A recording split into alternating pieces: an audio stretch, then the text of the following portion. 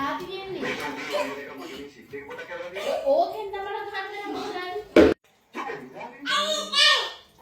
ඇයි දැන් ඔය තරහ ගියේ කියන්නකෝ. අපිට හේතුව කියන තරහ ගියේ එන්න යනවා මට මොනවද පෙන්නන්නේ? නෝඩි පුතා.